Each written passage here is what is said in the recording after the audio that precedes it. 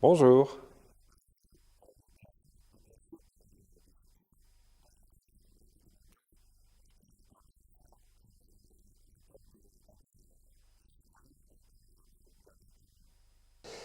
J'étais tout jeune pasteur, à peine la première année de ministère, quand nous étions dans une réunion, comité d'animation missionnaire, avec un collègue pasteur près de la retraite, qui dirigeait la réunion. Et pendant la réunion, un homme, un Alsacien, a commencé à utiliser le mot « nègre » pour parler des amis noirs. Autre culture, autre tradition. Pour lui, c'était des nègres. Et nègre, chez nous, c'est connoté. Ça veut dire ils ne sont pas aussi intelligents que les Blancs, ils ne savent pas travailler, ils sont fainéants, etc. Et le pasteur qui dirigeait cette réunion, il s'est fâché de façon tout à fait étonnante pour moi. Et il a véritablement grondé, agressé ce monsieur qui a utilisé le terme de nègre. Et le débat est devenu très crispé jusqu'à ce que le monsieur dise « Je demande pardon d'avoir utilisé le terme de nègre, j'avais peur de l'autre et pour exprimer ma peur, j'ai été bête, j'ai utilisé le mot que tous ceux qui dénigrent les autres utilisent. » À la sortie de la réunion, le pasteur m'a dit « Tu vois Thierry, si tu veux avoir un ministère pastoral intéressant et plein, il ne faut pas juste t'intéresser à l'Église là où tu es, mais il faut que tu puisses profiter de la richesse de l'Église universelle. Tu vois, ce monsieur a exprimé sa peur, il a exprimé son mépris. Si je l'avais laissé faire, tout le groupe aurait imaginé que ce ne sont que les Blancs ou les Alsaciens qui ont raison et qui sont meilleurs que les autres. » À partir de là, j'ai commencé à m'intéresser, à réfléchir, à voir que finalement, c'est le même sang qui coule dans les veines de tout être humain, quel que soit le tanin de sa peau ou la couleur de sa peau. Voilà pour le passé.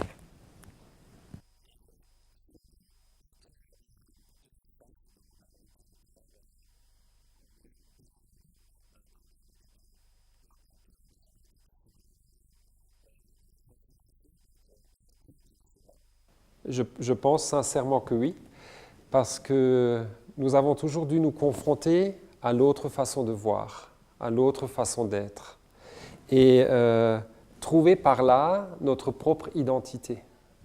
Et c'est vraiment, quand tu regardes quelle est la richesse des uns et des autres, que tu peux voir ce que tu peux apporter et ce que tu peux recevoir. Et nous, en Alsace-Moselle, on est une région de frontière en plus, avec beaucoup de migrants qui passent, avec toute une problématique de l'accueil ou du non-accueil des autres. Et je pense vraiment que ça forge notre volonté au cœur de l'Europe, notre volonté d'être le plus possible ouvert et accueillant. Même si ce n'est pas partagé par tout le monde, mais ça, c'est dans le monde entier que ça se constate. La peur des autres, etc.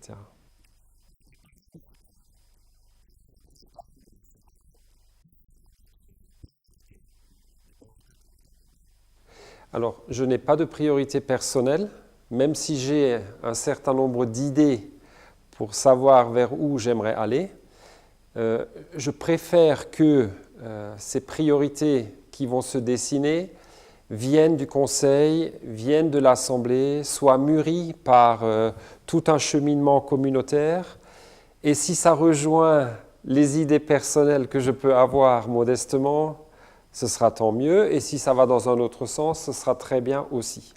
Mon travail, c'est surtout d'accompagner, de permettre au conseil qui est quand même multiculturel de se connaître, de s'apprécier, de travailler ensemble et de pouvoir, malgré les différentes compréhensions à cause du contexte d'où chacun vient, de pouvoir faire émerger des pistes, des solutions pour la communauté.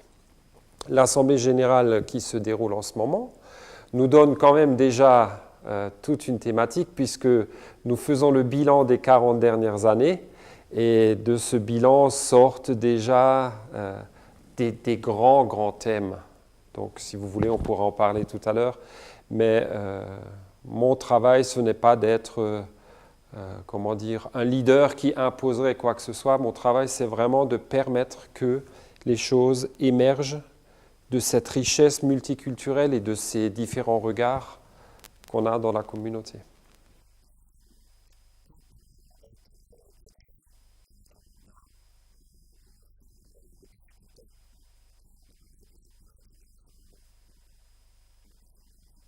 Oui.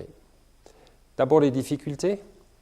Nous avons un certain nombre de crispations dans la communauté, surtout par rapport à des églises membres qui connaissent des problèmes de gouvernance, qui connaissent des débuts de schismes ou déjà des schismes qui sont un peu plus longtemps présents.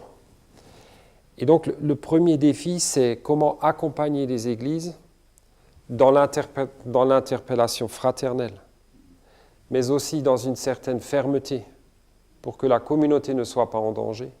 Comment interpeller les églises pour une gouvernance qui soit démocratique, pour une gouvernance qui soit plus transparente et pour une gouvernance qui permette aux différentes composantes des églises, qui sont multiples elles-mêmes, de surgir. Ça, c'est un défi. Et il y a un certain nombre d'églises où il faut vraiment être très intimement en relation pour que les choses puissent se régler, se guérir et puis puissent avancer pour le bien des églises.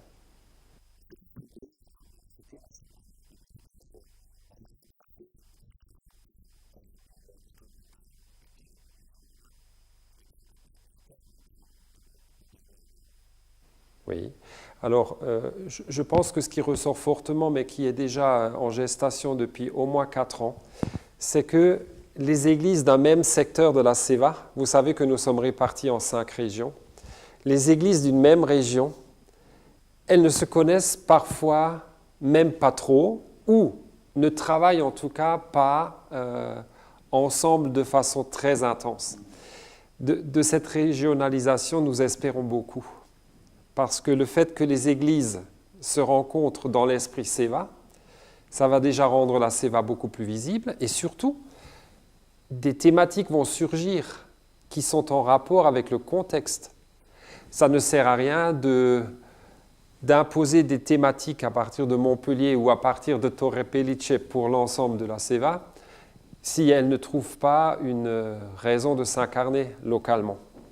Et je pense par exemple que la régionalisation permettra, par exemple, en Polynésie, en Calédonie, etc., ça permettra, par exemple, de prendre en compte les thématiques de l'environnement, puisque des choses terribles se passent en ce moment. Vous n'êtes pas sans savoir, par exemple, qu'à la suite des essais nucléaires que la France a fait dans le secteur de la Polynésie, il y a énormément de gens qui sont malades, le milieu marin est touché, etc. Et les églises sont amenées à faire surgir ces thématiques dans la communauté, les travailler théologiquement, les travailler aussi fraternellement avec d'autres. Et peut-être qu'à partir de ce travail régional, la communauté se rendra compte dans quelques années, oui, il y a là un thème fort, parce que par exemple, au Congo ou en Afrique, on a également des problèmes d'environnement graves avec surexploitation des ressources, spoliation des gens par rapport aux produits de la terre, des grandes multinationales qui viennent chercher pour le profit d'autres, qui se mettent peut-être d'accord avec quelques-uns sur place et la population de nos églises qui n'en profite pas ou qui n'a rien. Régionalisation thématique incarnée dans le contexte qui va permettre à la CEVA, Communauté d'Église en Mission, d'être près des réalités, sans imposer d'en haut des thématiques parfois un peu artificielles peut-être, comme on peut en voir dans d'autres lieux ou dans d'autres organismes.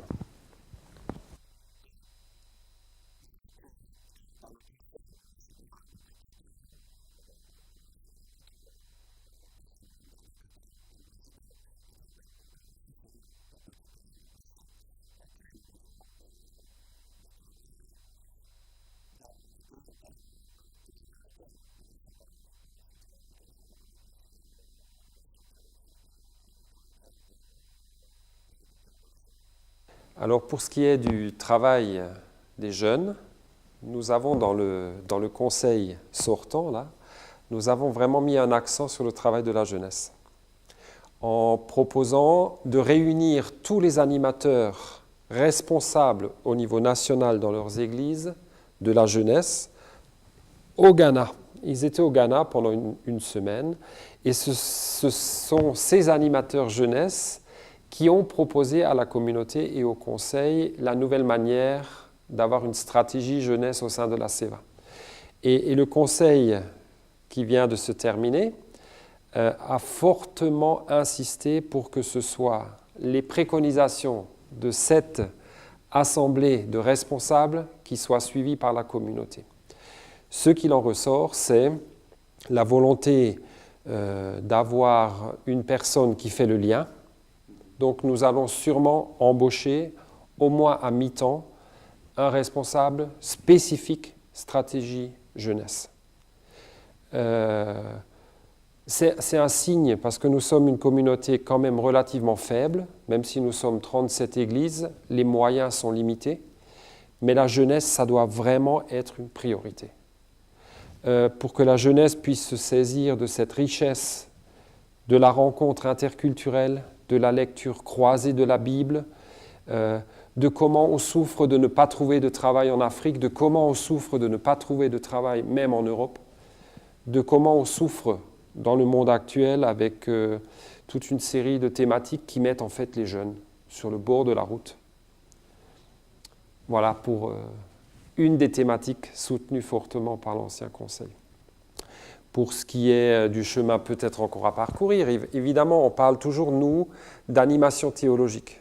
Toutes les actions de la CEVA doivent être habitées par l'animation théologique. Et pour le moment, nous sommes encore, je pense, au milieu du chemin. Nous sommes encore un peu trop faibles à pouvoir vraiment incarner toutes nos actions par l'animation théologique, par la Bible, par le regard croisé. Et là, il y a encore beaucoup d'efforts, sans doute, à faire, sûrement à faire.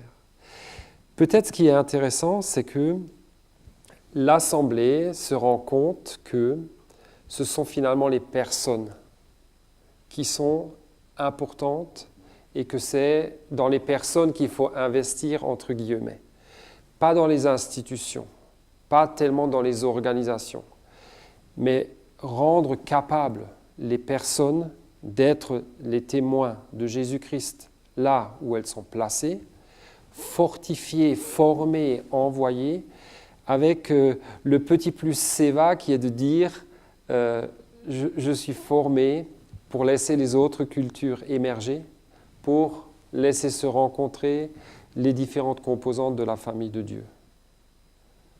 Il y a beaucoup de travail. Est-ce qu'on peut?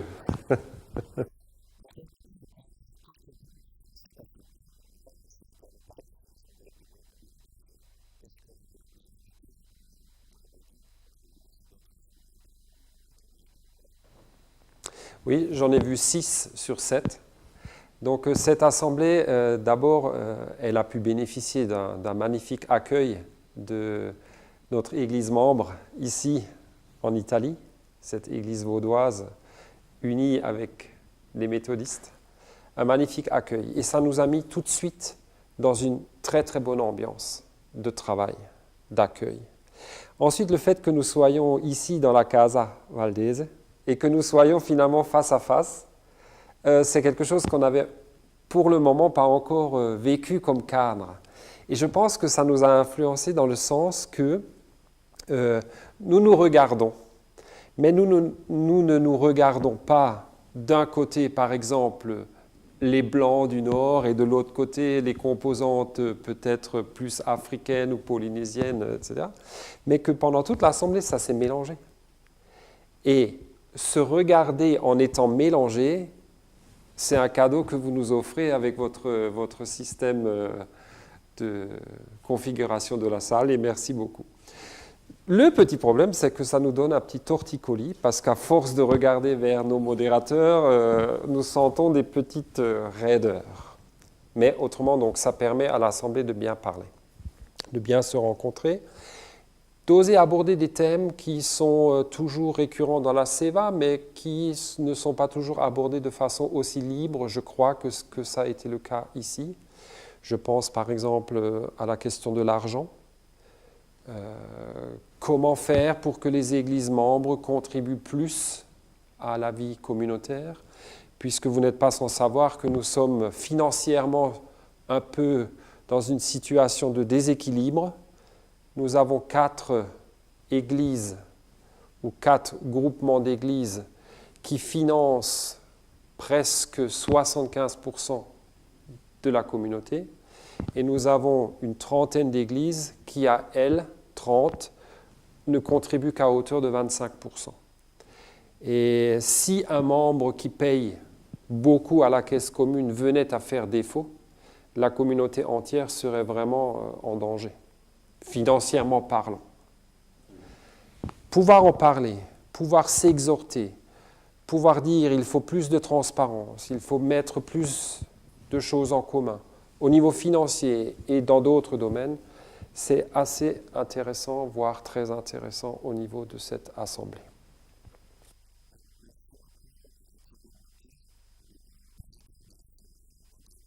Merci à vous et bon travail aussi à vous.